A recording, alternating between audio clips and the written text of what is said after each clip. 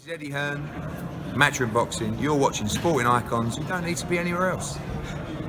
Now, already I'm seeing a lot of people make comparisons of what we can now call the old regime under Sky Sports Matchroom Eddie Hearn to the new one of Ben Shalom and Boxer with Sky Sports. People are making comparisons already. Firstly, I think that's a little bit premature to be doing that. It's very, very early days for Ben Shalom and Boxer to really do what it is that they want to do.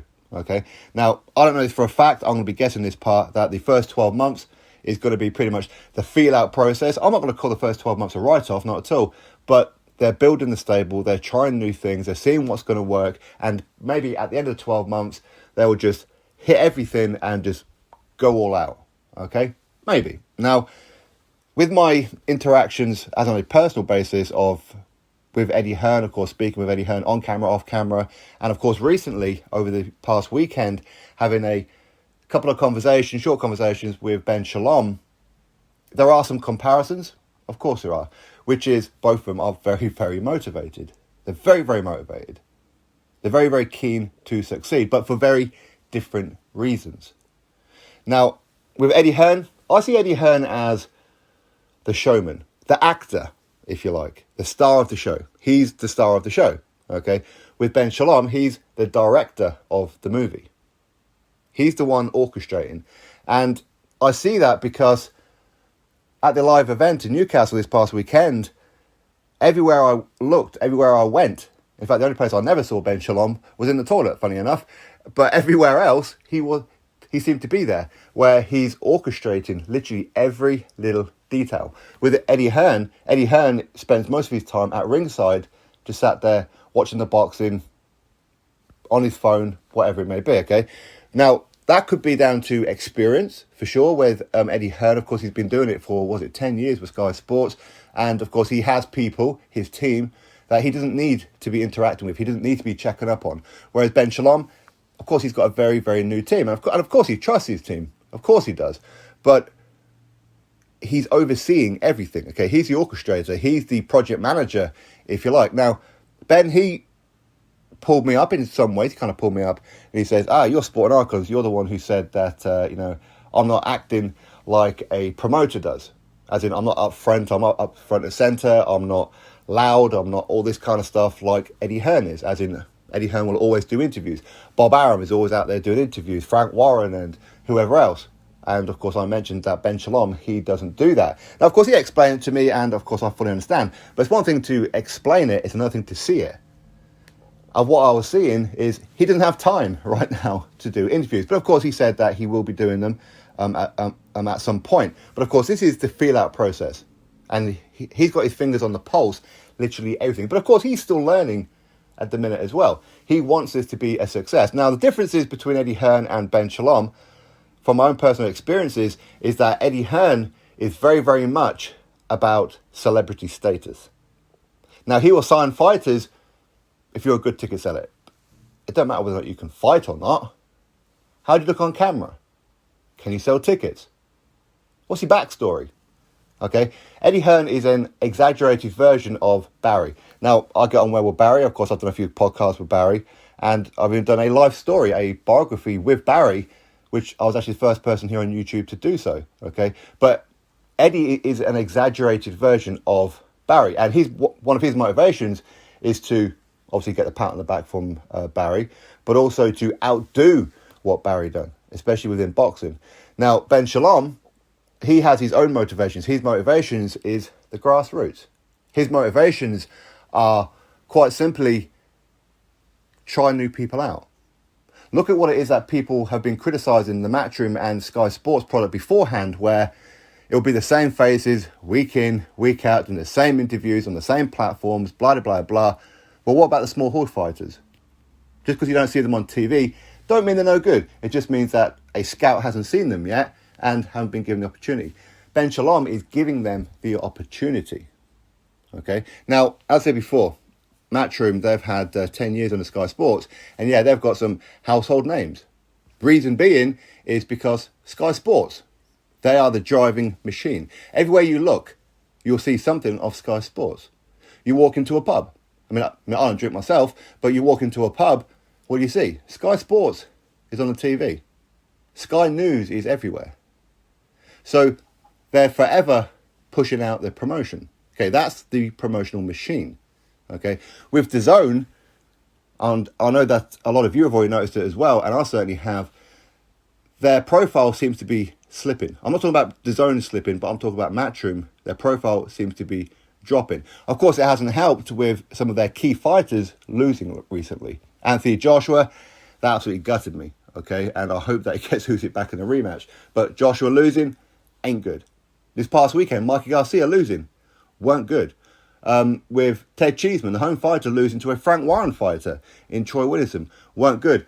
Anthony Fowler, their prospect, losing to the old guard of Liam Smith was not a good look. Don't get me wrong, Eddie Hearn, he will always look at the storyline. And of course, the guy who beat Mikey Garcia in, was it Saldor Martin, whatever his name was?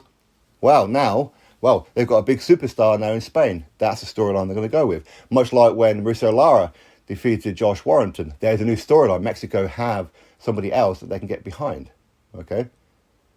But with Ben Shalom, it's about the production. It's about how does it look? It's about bringing on the talent. One example, and many of you noticed it as well, and I know a lot of people said that Stephen Robinson is the main event for the Sky Sports. It should have been Savannah Marshall. It should have been Chris Eubank Jr., whatever. Stephen Robinson wasn't the official main event. The main event was Savannah Marshall, WBO middleweight world champion. But what Ben Shalom was doing there was, okay, Steve, we like you. You're a heavyweight. We know you're a big puncher. You look good. You speak good. You're funny. You've got a great character. So what we're going to do is we're not going to put you on the early card where there's like 10% of the arena, even 50% of the arena. We're going to give you the limelight. You're going to close the show for Sky Sports. In other words, he's going to walk out to a packed arena. You're going to perform in front of loud, screaming fans, where the Sky Sports viewership is at its peak. You're going to fight then. That's how we're going to build your profile. And of course, at the same time, we're going to see how you react to it.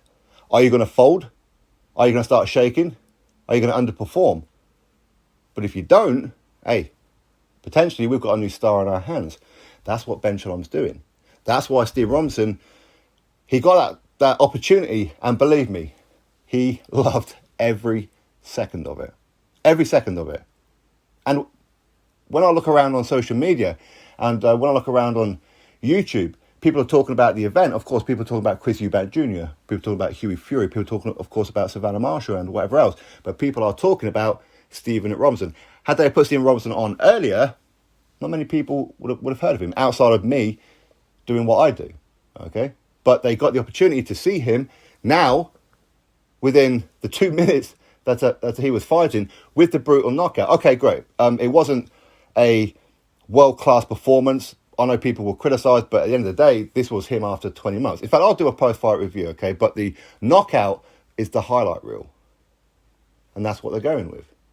With their whole promotion of how they do things, it, again, is totally different to what Matchroom was doing. Again, I'm doing this on personal experience. I've been part of media or invited along as part of media with Matchroom, and what they do is they kind of put you in ringside, which is fantastic, and of course, yes, it's free, and you sit in those pull-down plastic seats, and you're all sat next to each other like the rest of the crowd are, okay? It's still great, you've got a ringside seat. But with Boxer, they put you in the area, ringside, but you have tables. So you're not literally sat next to each other like a herd of cattle. You literally have, and you're mixed with the people from Sky Sports. I was sat behind on one occasion because, again, there's no real seat. Sport and Icons, that's where you're sitting. No, not at all. Just sit wherever you want to sit. I just happened to be sitting behind Carl Froch and Johnny Nelson. I ain't going to lie. I was tempted to give them a bit of an ear flick. But, you know, I know better. I'm mature enough to know that even them individually would put me in a coma. So I didn't do that. But the point is that you are allowed to mix with the crew of Sky Sports. So as people from the media, that's fantastic. Now, with the other bonus as well, with Sky Sports Boxer, that I never saw before under Matchroom, is that the media, you are allowed backstage to go interview the fighters. With Matchroom, you are not. It's only IFL who are allowed access. Everybody else, you ain't going to go backstage until the show is closed. Meaning you can interview whoever's left. Usually the main event and, of course, Eddie Hearn. This goes back to the celebrity thing that I was talking about with Eddie Hearn, okay? Again, that's not a criticism. That's just how they do it. Maybe their thought process is, well, you don't want people going backwards and forwards in that all the time. Just interrupting people. Obviously, other fighters are going to come out. Maybe you can get in the way of the ring walk, blah, blah, blah, okay? You can understand that from a certain point of view. But Boxer had it orchestrated where that doesn't happen. And, of course, they have their own media area at the back. And you are free to use their media area. As in the lights, the backboards, all that kind of stuff. All you got to do is set up your own camera, put it on there, walk away. You've got security around there. Ain't no one touching it. Didn't have that with Matchroom. Now, okay, so I mentioned that IFL, they have the extra privileges at the Matchroom shows. And that's not a criticism. At the end of the day, they've worked hard for it. Okay, they've been with Eddie Hearn since day one, of course. And rightfully so, right? But at the same time, it is cornering the market. That's allowing IFL to grow their brand, to get more views on their channel, to get more people to subscribe to their channel.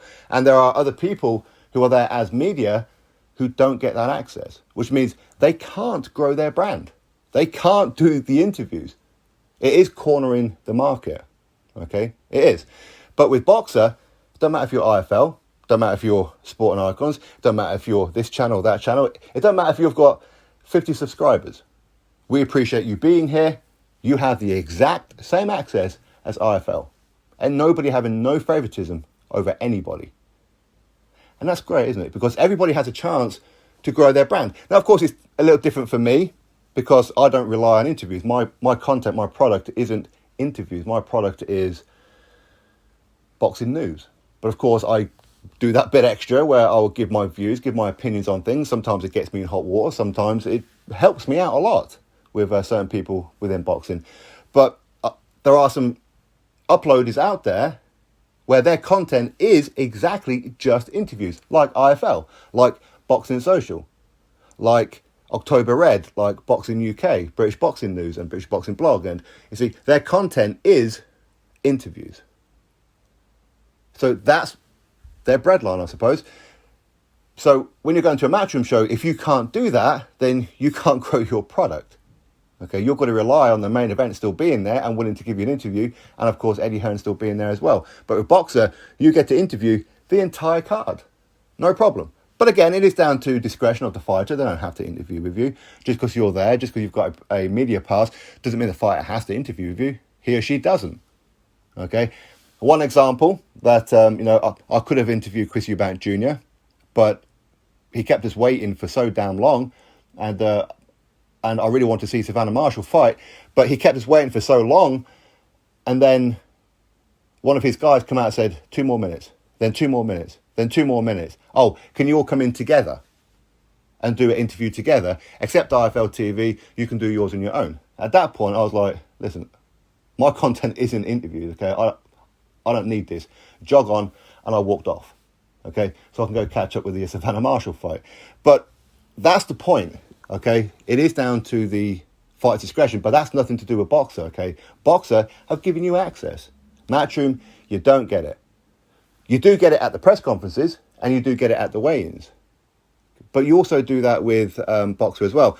But the point is, the production as well looks better under Boxer. It looks so much better. It really, really does. Now, I know some people would say, but maybe I'm being a little bit critical of Matchroom and Eddie Hearn because I don't really have any kind of relationship with Eddie Hearn because I once called him a rude, arrogant, whatnot. But there's a reason for it. And Eddie Hearn knows why I called him that. And yeah, okay, we don't speak. I don't invite him onto podcasts. I don't interview him. Even if I was to go to press conferences, I don't interview him anymore. Okay. But no, that's got nothing to do with it. Because I respect Eddie Hearn. I like his product. I do. But with Boxer, it looks better. It looks better on TV. It looks better when you're there live.